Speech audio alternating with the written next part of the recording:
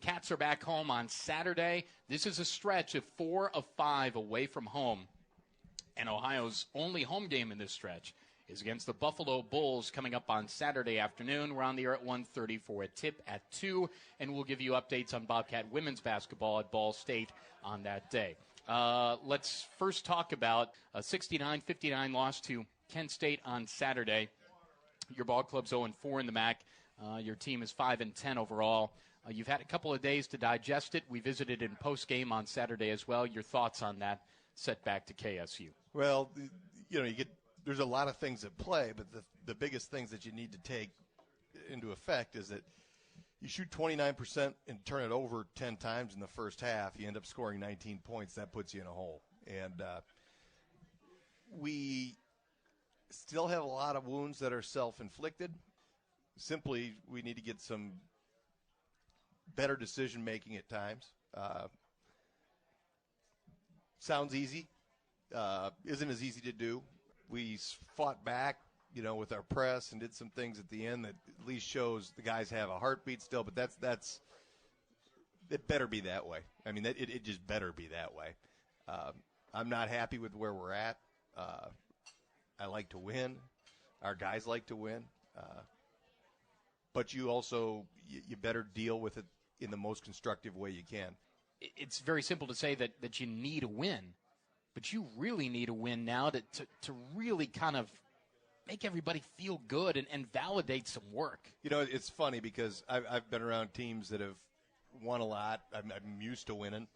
It's funny, the years that it isn't going as well, generally those are the years where you're probably working twice as hard realistically in practice. And what I want to see is our young men reward themselves for the work that they are doing. You could talk about every other thing that you can possibly do to reward your guys and make them feel good, but at the end of the day, if you're worth a salt as a competitor, the only thing that really is a payoff is a win, period.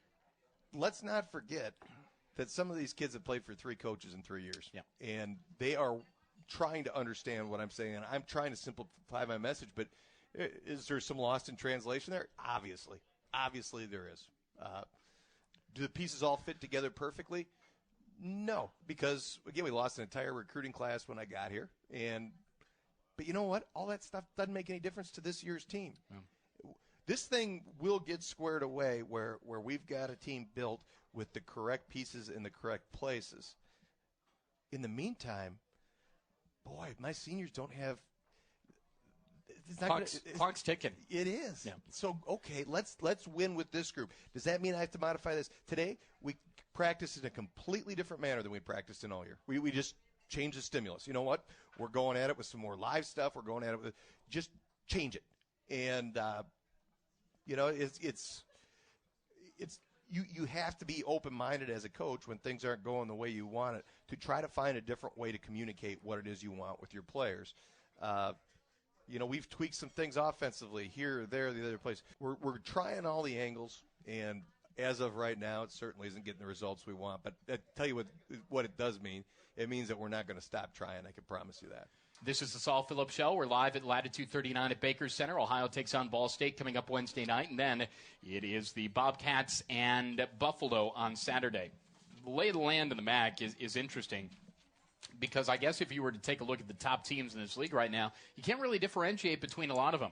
Buffalo, Central Michigan, Toledo, Western Michigan, you throw into the mix. Bowling Green most certainly is improved this year too.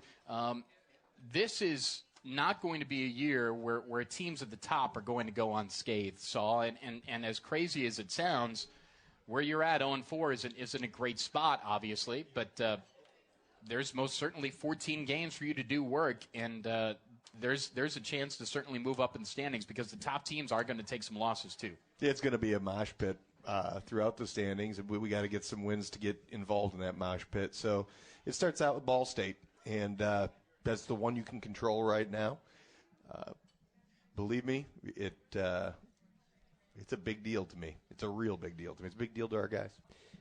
We want to be better than we are. We're not, but I'm telling you what, this is going to be okay. Yeah, we're going to do okay here, and in long term, we're going to do great here. We're going to knock it out of the park.